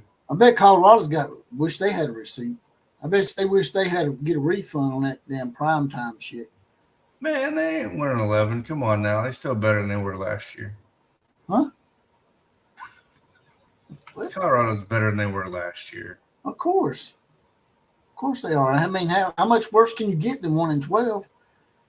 I mean, but that's not the point. The point is that when they went 3-0, they were acting like they were going to go undefeated. Oh, yeah. That's the problem I had with them. They didn't act like they were undefeated. The media hyped them up like they were going to be undefeated. The media, not the team. But flashing the watch didn't help. I'm not going to lie. Flashing the watch in front of the cameras did not help. It really didn't go over very well, especially when they barely beat a horrible Arizona State team. Been different if they had beat somebody like Oregon, maybe. LeBron James Bull Sports Channel. Josh Allen said BV likes Bama over OU. Well, it seems like LeBron thinks that Brent Venables might come to Bama too. Ain't that something? What do you think? He ain't going. VRDL with a donation, $199 donation. Rumor of former coach LR going to Alabama. Who, you talking about Lincoln Riley? Rumor, former coach Lincoln Riley.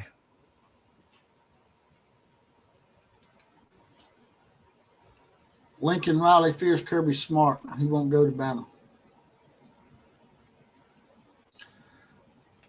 I don't know about that. I like the comment right here. I bet Lincoln Riley is soaking in a bubble bath listening to. Dude, I haven't heard Kenny G in a long time.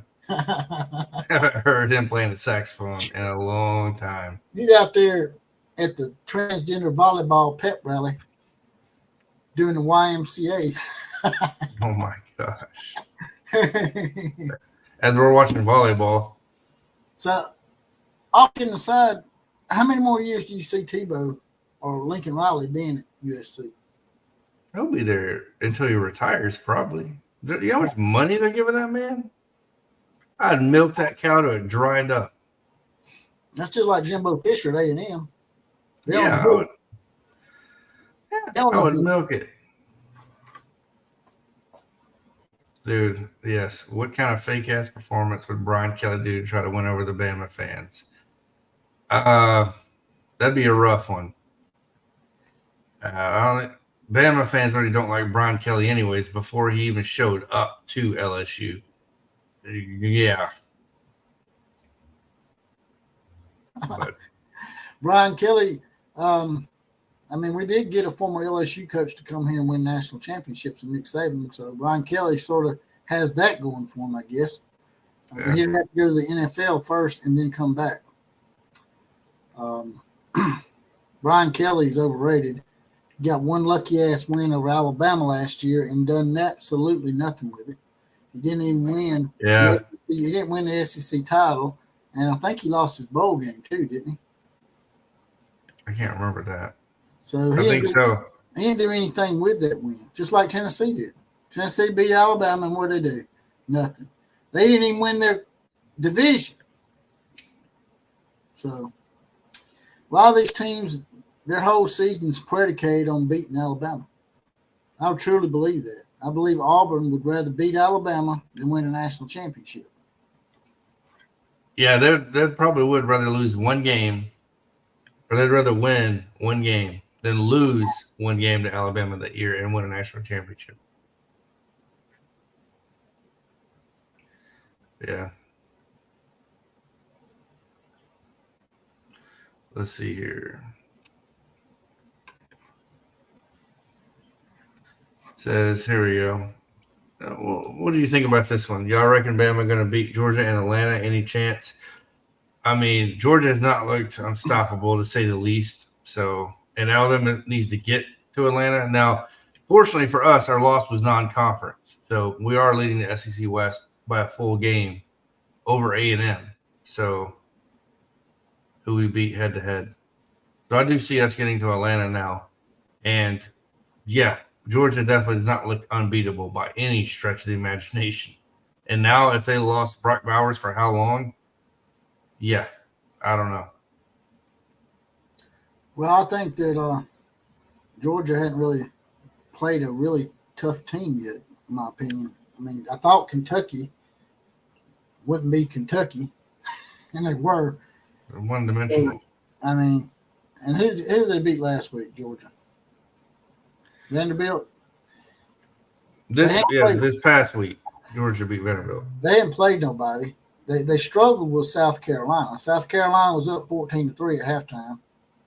Yeah. So it's hard to really decide how good Georgia really is, man. They're still a mystery to me. I know it's in the middle of the season.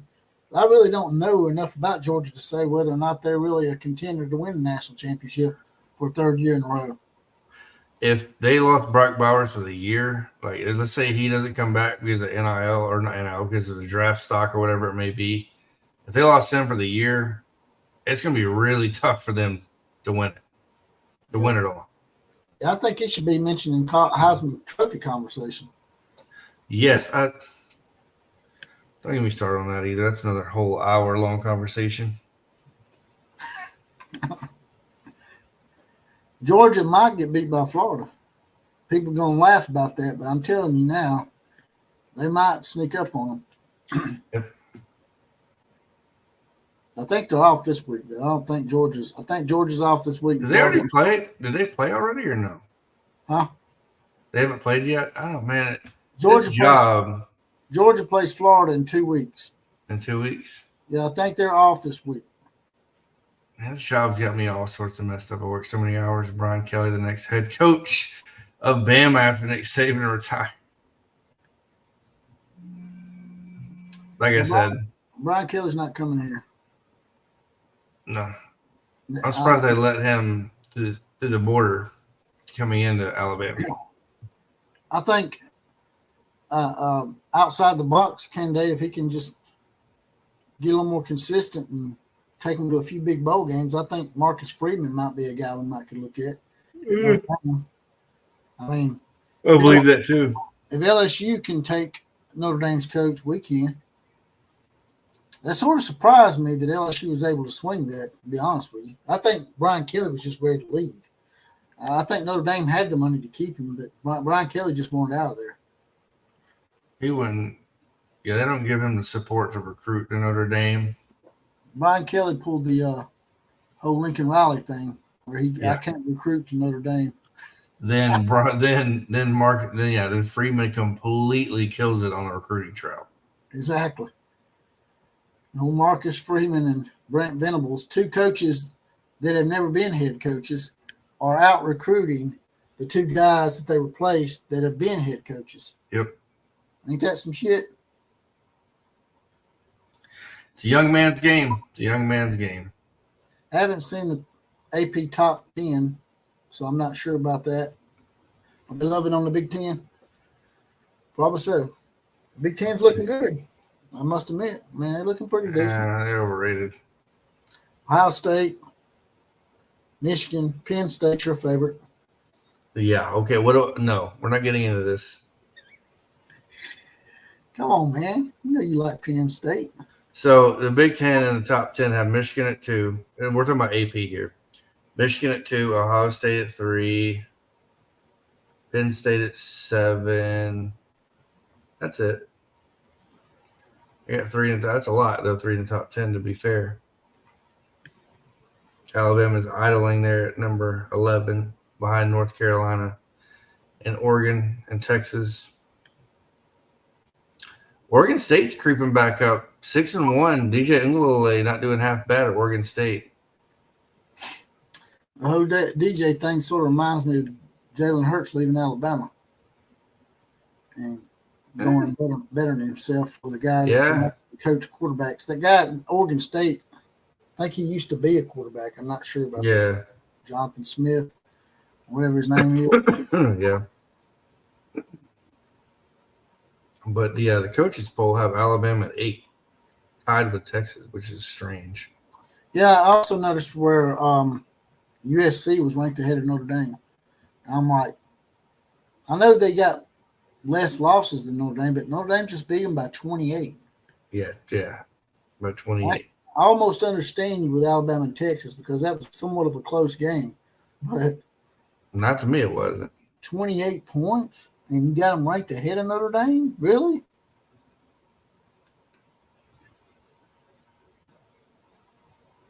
And they moved USC all the way back to 18. So who do you think has the best chance to knock off Georgia if they make it to the playoffs?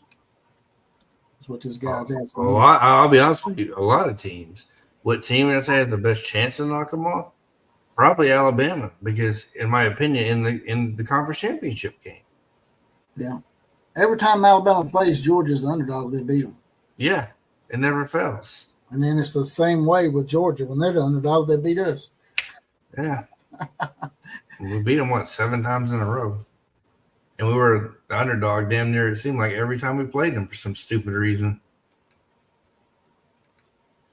Yeah, we mentioned that earlier. Dan Lanning would be a good fit at Alabama. Yeah, he would be.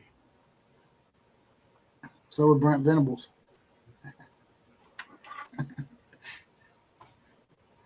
They like it when I say that. Makes them happy. You're going to get like 20 unsubscribers. Probably.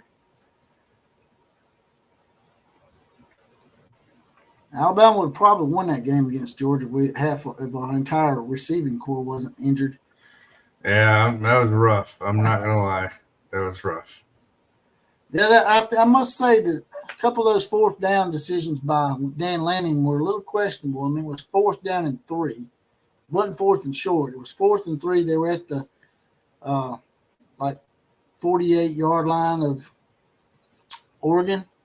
And instead of punting the ball, they went for it on 4th and 3, and they had the lead. All they had to do was punt the ball, and Oregon would have had to – not Oregon – Washington would have had to drove the length of the field at that point. Yep. Instead, they give them half of the field to drive with 2 minutes left. That was a questionable decision on Dan Lanning's part. Oh, how are we not talking about this? What about was it Miami and Georgia Tech? The Miami running back fumbled, and Georgia Tech comes back and wins the game. That was comment section. That was Miami, Georgia Tech, right? Do you know what I'm talking about? Yeah, I didn't get to see it, but I heard about it. I heard it. Actually, Georgia Tech threw a 44-yard Hail Mary to beat them after that, right? Oh, yeah. But the whole point of the whole thing was this. If Miami kneels the ball, right, they win the game. The clock runs out. Right. They don't kneel. Right. They run the ball. Right. Run it. Right. What sense does that make? Even after that fumble happens, doesn't Georgia Tech have to complete the Hail Mary? Yeah, no, they do, but that makes it even compounds it even worse. No, it does, but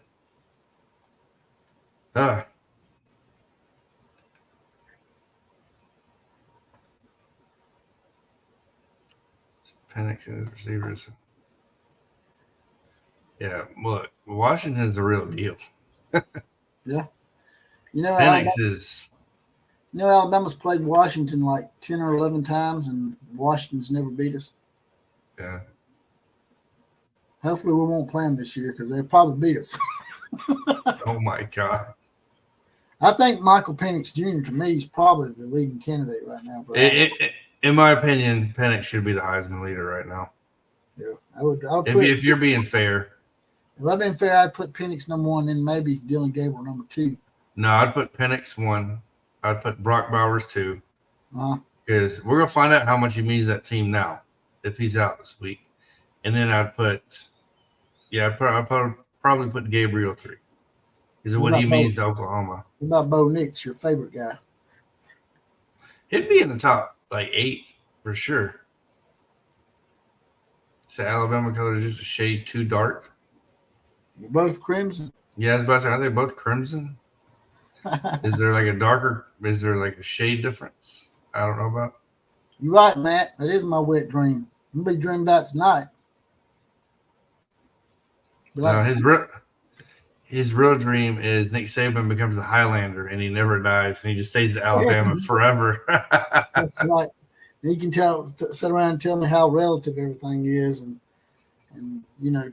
all the good stuff he likes to say about competing and blah, blah, blah, blah, blah. Oh, man. Y'all need to stay the whole game. I'm just going to run the ball here. The last 4 minutes, I'm just going to run the ball, but y'all need to stay, and it's only 95 degrees, and the heat index is 120. Look, you ain't got to worry about that anymore. We can't run the damn ball anymore, so we don't do that. So you don't have to worry about that anymore. Like Martin Luther King, man. I have a dream. I have a dream. Like Martin Luther King. To say that is Brent Venables to Alabama. But I will give you this. To say that was kind of, yeah, you're right. It is hot out there in those stands. I don't know if Nick Saban's been in those stands, upper deck, when it's 100 degrees outside. He's got damn fans as big as the Antarctica Ocean down there blowing in his face. And with Kool-Aid and Gatorade and every damn thing else. Yeah. Probably got him a shot of tequila over there. When we're paying $7 for a bottle of water. Yeah, and he's over there eating Little Debbie cakes and shit. So he can pay his salary. Copenhagen giving us some predictions. All right, that's already happened. Okay. What is it? BYU beat Arkansas. Yeah, TCU blows up BYU. Yeah. It's comparative scores. I don't get into that. Yeah, it's. He says the UGA defensive secondary is their soft spot. Do you agree with that? Yeah, it is. And guess who can take the top off of a defense like that?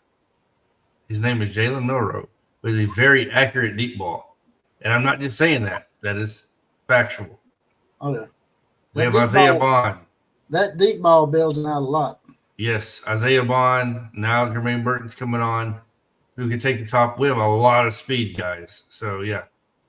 You're right, Charles. The Skittle shitters seem to have disappeared. The LeVar Crawford guy that used to come in here, I don't see him anymore. I don't know what's going on. Yep, see? Jack knows. Why don't y'all listen to Jack, man?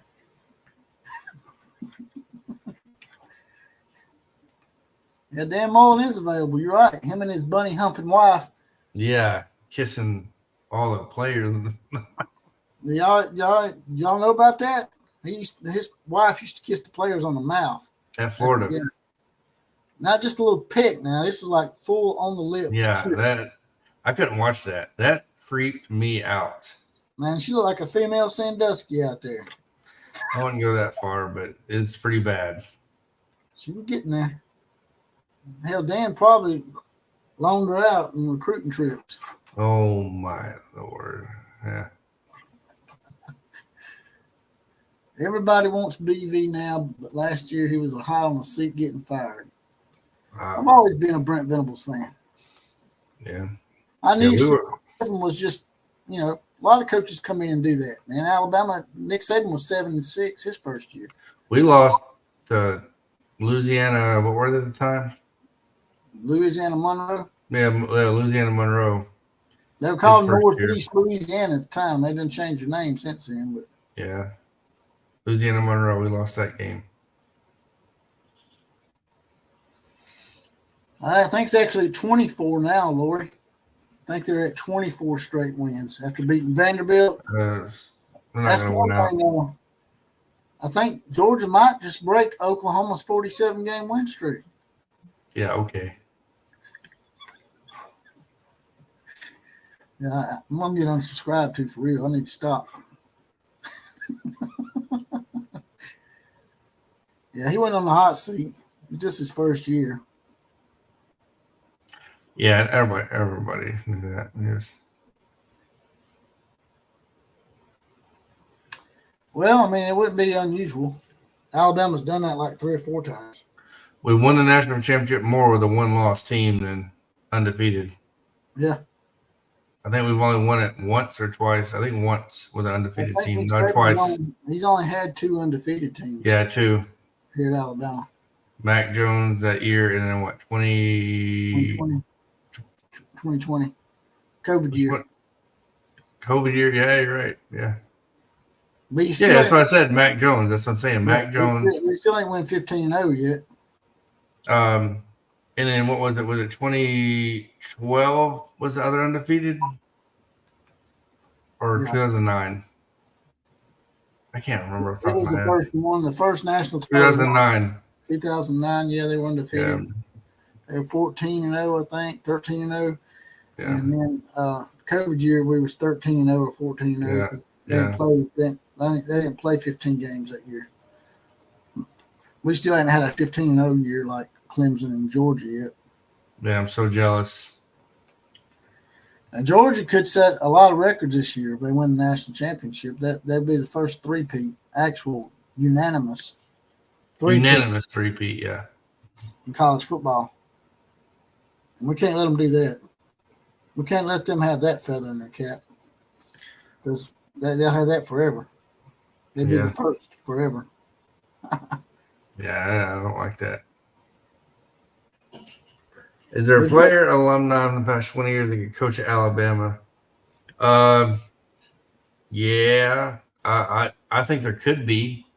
D'Amico Ryans. I don't know how much you guys follow D'Amico Ryans in the NFL and all that. He's pretty legit. Freddie Kitchens, Like, former coach at the Cleveland Browns. Yeah. He was a quarterback here at Alabama. Can't really think of anybody else off the top of my head. Not that has the best shot. The best shot would be D'Amico Ryans. Yeah, D'Amico Ryans.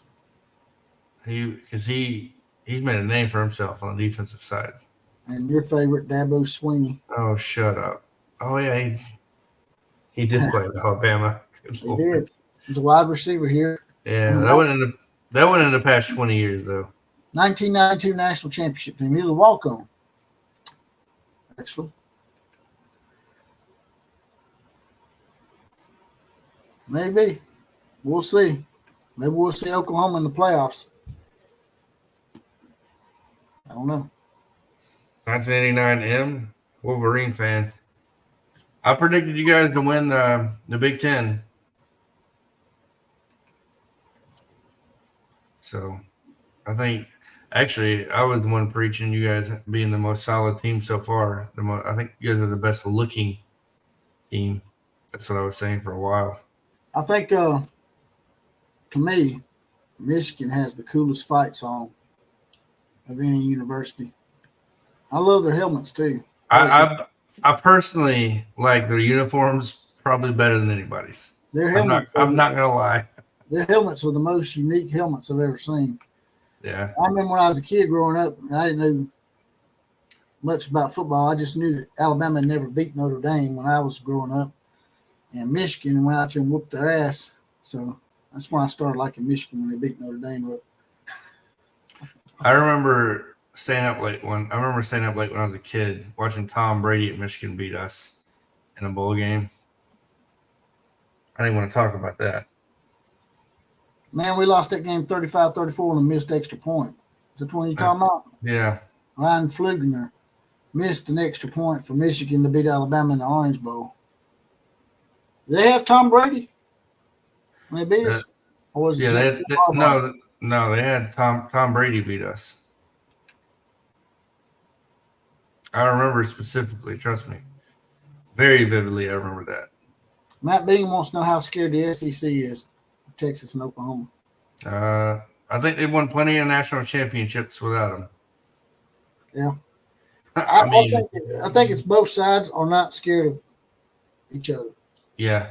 I think that's why they're coming together because and the SEC expands again. They need to go after some basketball programs. We got too many football powerhouses. Somebody's got to lose.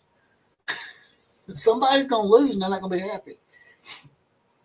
So now this, I don't know the answer to. Do you know the answer? I have no idea. Where did Michigan helmet design originate? Because I really don't know. I don't know. I know the front of it's supposed to be a Wolverine face or whatnot. Now, as far as the three stripes to go with the Wolverine face there, I don't know. I don't know who originated it. I don't know where the idea came from. No idea.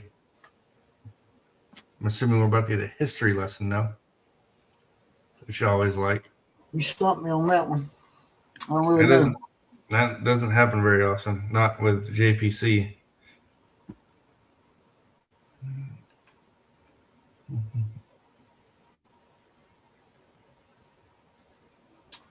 Yeah.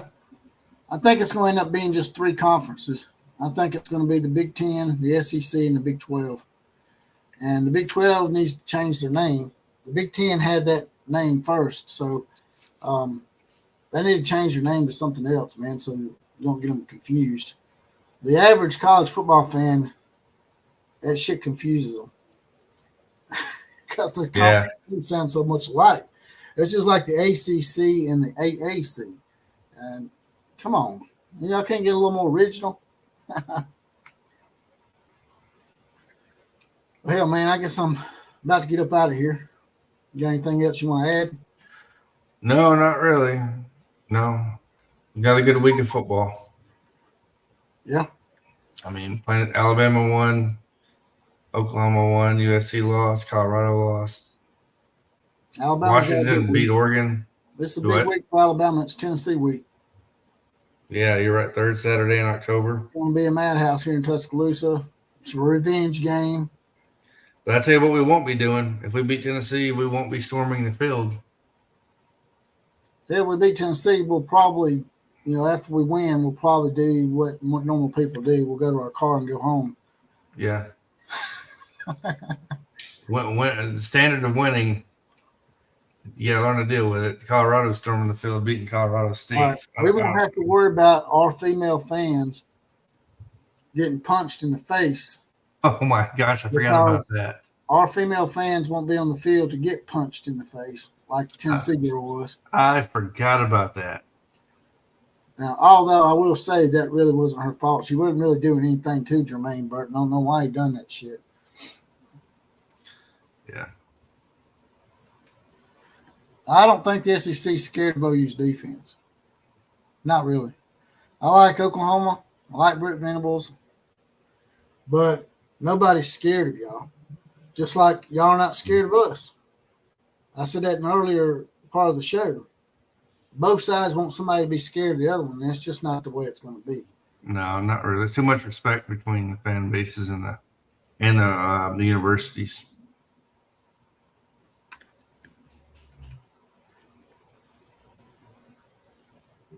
Yeah. Now, I will storm the field if Brent Venables comes to Alabama. I will do that. You're right.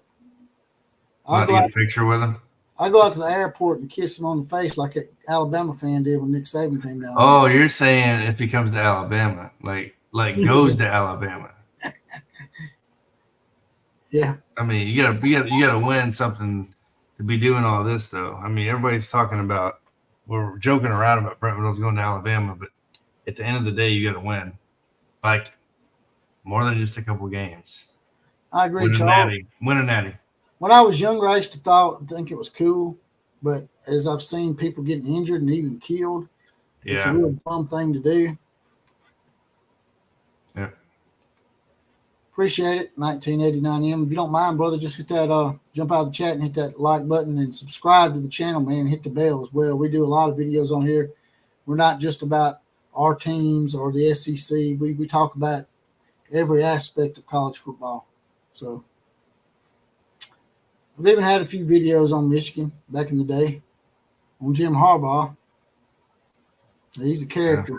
Yeah. He's a character, man. He reminds me a lot of Steve Spurrier. You're talking some smack.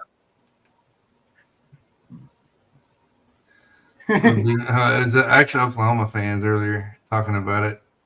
Yeah, actually, Professor Jay Slay, I have been sort of stoking the fires a little bit on it. I'll be honest with you. I think it's pretty funny. That's just the way I am. Jonathan can tell you, I find something to poke, and I just keep poking it until sometimes it gets me in trouble. But, oh well. All right. All right, brother. Guess I'm going to get up out of here. Yep. Have fun. Thanks, everybody coming on. Like, share, comment, subscribe, all that good stuff. Yeah, before you get out of here, give us a prediction on Alabama and Oklahoma's game, since we have more Alabama and Oklahoma fans in here. Maybe even Michigan. Who's Michigan playing? Who's Oklahoma play? I haven't even looked at the games this weekend. Oklahoma's playing Central Florida. Oh, my Lord. And Alabama's playing Tennessee. Michigan, I'm not sure who Michigan plays. All right, well, here's my prediction. Alabama's playing who? Who was playing this week? Tennessee, that's right. Third Saturday in October. We'll say Alabama's going to win it 27-21. Oklahoma's going to win probably 41-7. And then who else we got? We got? Is that it? Yeah, that's it. I don't know who Michigan plays. Michigan's going to win whoever they play. So there you go. Any bets on Utah ending Tebow's career? We know they're not going to end the career, but I think they're going to beat him with Cam Rising if he's at quarterback. Is Cam Rising back? I don't. No one said yet. I know they don't play Utah this week. USC, I think, plays California this week. If they lose to California, his ass might get fired. If they lose to California, you may be right. John Ritchie says Michigan plays Michigan State. Yeah, they'll win that game easily. That's going to be – I'll go ahead and give the prediction now on that one. We'll do – probably because they're going to be nice to them because of what happened with Mel Tucker. We'll say 38-7. It's not going to be close for sure. They're in disarray out there. Michigan State's looking for a new coach. I think they've been rumblings they might go after Chris Kleiman of Kansas State. But we'll see. All right, brother, I'm going to get up out of here. Have fun. And like, share, comment, and subscribe to the channel if y'all don't mind. There's a little bell next to that subscribe button as well. You can also get you a badge and get deputized like some of the people in here, like you can see here with Fred Bagley. He has his badge. He's been deputized. Now, $2.99 a month, 75 cents a week. You get your badge, get deputized, and get your random Four Horsemen shout out as well as the random comment of the day. With that, I'm out of here, brother. KMCA to all the other teams. Class is now officially dismissed.